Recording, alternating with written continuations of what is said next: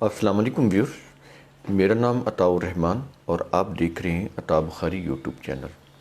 کچھ دوستوں نے عید کے ٹاپک کے اوپر بات کرنے کو کہا ہے۔ پچھلے سال میں نے عید کے اوپر ایک ویڈیو کیا تھا، پوری وہ آیت آپ کے سامنے رکھی تھی، بتایا تھا کہ عید کے میننگز کیا ہیں۔ تو آپ وہ ویڈیو ذرا دوبارہ دیکھ لیں، کیونکہ یہ پھر رپیٹ ہو جاتی ہیں چیزیں۔ تو میں بنیادی باتیں اس ویڈیو میں آپ کے سامنے کر دیتا ہوں تاکہ ریمائنڈ بھی ہو جائے اور بات پھر دوبارہ واضح بھی ہو جائے۔ تو آگے بڑھنے سے پہلے میرا یوٹیوب چینل سبسکرائب کر لیں اور بیل آئیکن بھی پریس کر دیں۔ دیکھیں، عید کا لفظ قرآن کریم میں صرف ایک جگہ پہ آیا ہے۔ عیسیٰ علیہ السلام کے ساتھ ان کے جو حواری تھے، انہوں نے ان کو کہا تھا کہ ایسا کوئی نظام ہونا چاہیے معاشی جس میں ہم لوگوں کے محکوم نہ بن جائیں، کہ لوگ ہمیں کوئی کھانا دے کر اپنا غلام بنا لیں، ہماری عورتوں کو اپنی لونڈیاں بنا لیں، ہمیں اپنا غلام بنا لیں۔ تو یہ جو عزت نفس ہے انسان کی، یہ محفوظ ہونی چاہیے۔ تو روٹی کے لیے انسان کسی انسانوں کا جو ہے وہ غلام اور محکوم نہ بن جائے، تو یہ ایسا کوئی نظام معاشی جو ہے وہ قائم ہونا چاہیے۔ تو وہاں پر اللہ تعالیٰ نے ان کو اپنے ضابطوں کی روح سے بتایا، تو یہ چیز وہاں پر لفظ جو ہے عید کا آیا۔ اس کے علاوہ عید کا لفظ قرآن میں کہیں بھی نہیں ہے، اسی ایک جگہ کے اوپر صرف عید کا لفظ ہے۔ اس ویڈیو کو آپ دوبارہ دیکھیں گے تو ساری چیز کلیئر ہو جائے گی۔ ہم یہاں پر کچھ اور ضروری باتیں کریں گے جو مزید اس کو واضح کر دیں گے۔ تو دیکھیں، یہ جو عید ہے قرآن کریم میں نہیں ہے، یہ جو مذہب کی جو عید ہے، یہ جس طرح ہم مذہب کی جو عید مناتے ہیں، یہ قرآن میں نہیں ہے۔ ایسے چاند دیکھنا، پھر وہ اس کی رویت حلال کمیٹی بنانا، اس کا ایک چیئرمین جو لاکھوں کروڑوں روپے میں پڑتا ہے، اس کی تنخواہیں اور اس کی کمیٹی کے بجٹ کروڑوں روپے ہیں، وہ بنانا، یہ نہیں تھے۔ ویسے تو یہ سنت کرتے ہیں نا، یہ ہم سنت کے اوپر چلنے والے ہیں، ہم اہل سنت ہیں۔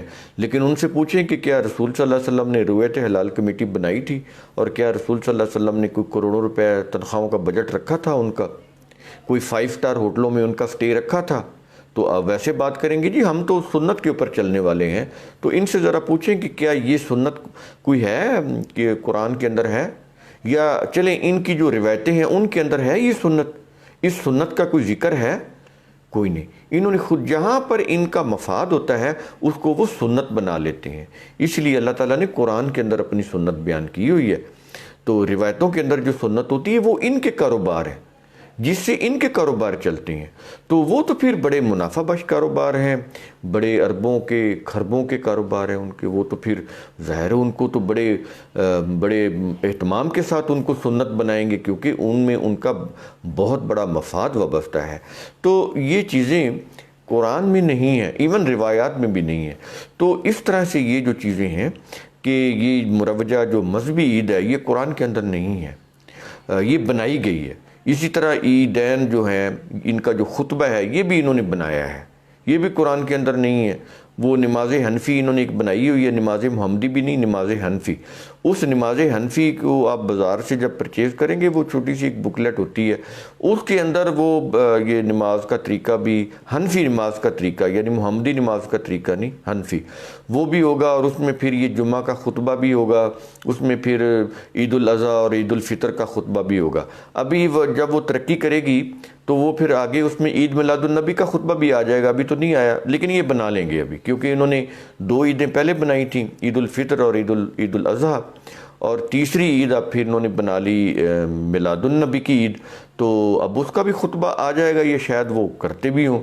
اور چوتھی عید وہ اہل تشیعوں کی ہے، عید غدیر، تو وہ ان کی ہے، وہ بھی مناتے ہیں۔ پھر ان کی ایک عید نوروز بھی ہے، وہ بھی مناتے ہیں۔ تو یہ اس طرح سے مذہب کی عیدیں ہیں، قرآن کی تو کوئی عید نہیں ہے۔ وہ عید الاضحیٰ ہو، عید الفطر ہو، عید نوروز ہو، عید غدیر ہو، یا یہ عید میلاد النبی ہو، کوئی بھی ہو، یہ فرقوں کی عید ہیں، چاہے وہ اہل سنت فرقے ہیں، چاہے وہ اہل تشیع فرقے ہیں۔ قرآن کے اندر یہ عیدیں نہیں ہیں۔ قرآن کے اندر عیدین کا یہ جو خطبے دیتے ہیں وہ نہیں ہیں، جس کے لیے وہ کہتے ہیں کہ وہ خطبہ سنو، چاہے اس کی آواز نہ بھی آئے تو خاموش ہو کر سنو، اس کے اوپر بھی ثواب ملتا ہے، یہ واجب ہے، یہ ضروری ہے۔ اس طرح کی وہ چیزیں انہوں نے کی ہوتی ہیں تاکہ لوگوں کو اپنا موتقد بنائیں، گرویدہ بنائیں، لوگ سوچنے سمجھنے کی طرف نہ آئیں۔ دیکھیں جب ایک چیز کو آپ سن ہی نہیں رہے ہو تو پھر آپ چپ کر کے کیا سن رہے ہیں؟ لیکن اس خطبے کا تقدس اتنا بنایا ہوا ہے، جیسے قرآن نے کہا ہے کہ جب صلاۃ کا اجتماع ہو تمہیں بلایا جائے تو تم صلاۃ کے اجتماع میں جانے سے پہلے صاف ہو جاؤ۔ اس کے لیے قرآن نے غسل کا لفظ استعمال کیا ہے کہ فغسلو، یعنی غسل کرو، دھو، کیا دھو؟ اپنا منہ، ہاتھ، اپنے پاؤں، اپنے سر کا مسح کرو۔ تو یہ قرآن کریم نے غسل کا لفظ استعمال کیا، اور وہ غسل جو ہے وہ ہوا خارج ہونے سے تو ٹوٹتا نہیں۔ اس کا کیا تعلق ہے؟ میرے منہ سے، میرے ہاتھ سے، میرے پاؤں سے اس ہوا کے خارج ہونے کا تو کوئی تعلق نہیں ہے۔ لیکن انہوں نے پھر ایک وضو بنایا، وضو سے کہا کہ یہ اس ہوا خارج ہونے سے بھی ٹوٹ جاتا ہے، تاکہ اس وضو کو قرآن کے غسل سے وہ سپیریئر بنا کر آپ کو، اس سے زیادہ مقدس بنا کر آپ کے سامنے لے کر آئیں، آپ کے اندر عقیدت پیدا ہو وضو کی۔ تو غسل تو پھر ہر کوئی لے رہا ہے، وہ تو اللہ کا کیا ہوا ہے، اس کی تو کوئی اہمیت ہی نہیں ہے۔ اہمیت پھر بن گئی وضو کی۔ سمجھ آ رہی ہیں چیزیں؟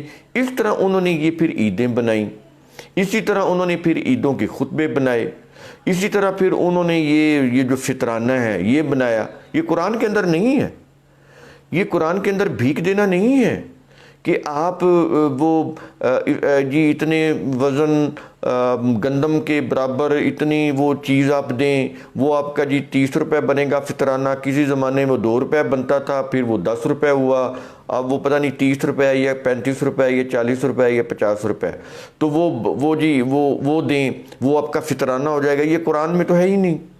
قرآن تو اس طرح بھکاری بناتا ہی نہیں، وہ تو اس کی دل شکنی کرتا ہے۔ یہ بھیک ہے نا کہ آپ کسی کو 50 روپے کا نوٹ دے دیں اور اپنے آپ میں بڑا ہی سمجھ لیں کہ میں نے بڑا ثواب کمایا ہے۔ تو مجھے بتائیں جو غریب ہے، جو کسی کو 50 روپے نہیں دے سکتا، تو وہ اس ثواب سے کیوں محروم ہو گیا؟ 80% لوگ کسی کو 50 روپے نہیں دے سکتے تو وہ اس ثواب سے محروم ہے۔ ان کو انفیریئرٹی کمپلیکس میں مبتلا کیا ہوا ہے۔ کس نے؟ 20% ایلیٹ کلاس نے، جن کے پاس پیسہ ہے، جو اپنے پیسے کے بلبوتے کے اوپر یہ سمجھتے ہیں کہ ہم نے ان کو 50 روپے فطرانہ دے دیا یا 40 روپے یا 30 روپے فطرانہ دے دیا تو ہماری بخشش ہو گئی، ہمیں ثواب مل گیا۔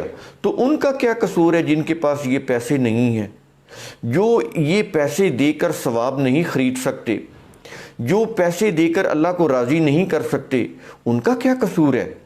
وہ 80% ہے، پاکستان کی میں بات کر رہا ہوں۔ تو ان کا کیا قصور ہے؟ تو ان کا کیا کمال ہے جو مروسی طور پر سونے کا چمچہ منہ میں لے کے، چمچ لے کر پیدا ہوئے ہیں؟ تو ان کا کیا کمال ہے کہ وہ اگر 50 روپے یا 20 روپے کسی کو دے لیں تو وہ جنت کے حقدار بن گئے، اور جو نہیں دے سکتے نہ وہ بیچارے ثواب کما سکتے ہیں، نہ وہ بیچارے کوئی اپنی مغفرت یا بخشش کا کوئی سبب پیدا کر سکتے ہیں۔ تو ان کا تو کوئی قصور نہیں ہے۔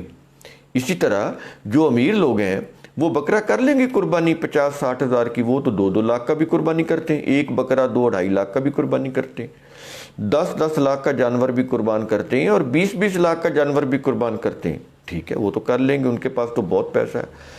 اس مزدور کا کیا ہوگا جو ایک مرغی بھی نہیں لے سکتا عید کے دن؟ وہ کیا کرے؟ اس کا بھی پھر دل کرے گا کہ میں بھی قربانی کروں، چلو میں مرغی کی کر لیتا ہوں۔ جس کا دل مانتا ہے، جس کے پاس 4 لاکھ ہے اونٹ کا، تو وہ 4 لاکھ کی قربانی کر رہا ہے۔ جس کے پاس 1 لاکھ ہے کسی جانور کا، بچڑے کا، یا تو وہ اس کی قربانی کر رہا ہے۔ جس کے پاس 50,000 بکرے کا، وہ اس کی قربانی کر رہا ہے۔ تو جس کے پاس بیچارے کے پاس 1,000 روپے ہے وہ مرغی کی قربانی کر لے، لیکن نہیں، وہ شریعت کا مسئلہ بنایا ہوا ہے۔ قربانی تو قرآن میں ہے نہیں، انہوں نے خود ڈالی ہوئی ہے۔ آگے پھر اس کے ساتھ حصے یہ بھی انہوں نے خود بنائے، قرآن میں تو نہیں ہے کہ گائے کے یا اونٹ کے 7 حصے ہوتے ہیں، یہ قرآن میں کہاں ہے؟ یہ انہوں نے خود بنائے ہیں۔ یہ وہ ہے کہ یکتبون ایدیہم، اپنے ہاتھوں سے لکھتے ہیں اور کہتے ہیں یہ اللہ کی شریعت ہے۔ یہ ان کی اپنی شریعت ہے بنائی ہوئی۔ تو کہنے کا مقصد یہ ہے کہ یہ جو عید ہے یہ بھائی قرآن میں نہیں ہے۔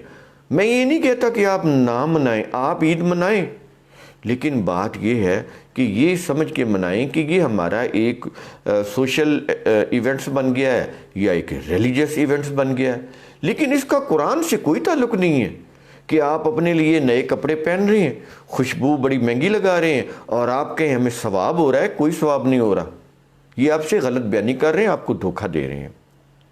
میں یہ نہیں کہتا آپ خوشبو نہ لگائیں، پرفیوم نہ لگائیں، لگائیں، عطر لگائیں یا پرفیوم لگائیں۔ پہلے تو وہ پرفیوم کو کہتے تھے حرام ہے، تو اب تو خیر حرام نہیں ہونا چاہیے، کیونکہ غلاف کعبہ کے اوپر اور اس کا جو حجر اسود ہے اس کے اوپر جو انہوں نے سینیٹائزر استعمال سپرے کیا ہے اس میں 70% الکوہل ہے۔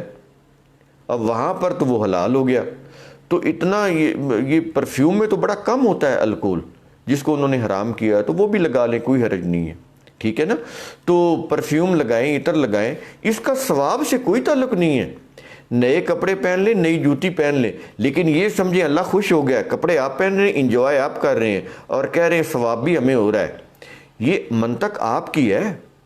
خود ہی کھانا بنایا، خود ہی کھا لیا، اپنے رشتہ داروں کو کھلا دیا، اپنے عزیزوں کو کھلا دیا اور کہہ دیا مردے کو ثواب ہو رہا ہے۔ مردہ جو ہے وہ جہنم سے نکل کر جنت میں آ گیا ہے۔ یعنی خود کھانا کھایا، خود پھل کھائے، خود گوشت کھایا اور وہ کھا بھی لیا، خود اپنے لوگوں کو کھلا بھی لیا اور کہا جی مردے کو اللہ نے بخش دیا ہے۔ جب عقل و فکر کا یہ حال ہوگا تو مجھے بتائیں میں یہاں پر کس کس بات کی وضاحت کروں؟ جب آپ سوچنے کے لیے تیاری نہ ہوں، یہ تو آپ کے غور کرنے کی چیزیں ہیں کہ کھانا آپ کھا رہے ہیں، پھل آپ کھا رہے ہیں، مرغ مسلم آپ کھا رہے ہیں اور عقیدہ آپ نے یہ بنایا ہے کہ مردہ بخشا جا رہا ہے۔ یہ کیا تک ہے؟ اس نے تو جو اچھا یا برا کام کیا اس کا ذمہ دار تو وہ خود ہے، اور ابھی تو حساب نہیں ہوا، حساب تو قیامت والے دن ہونا ہے۔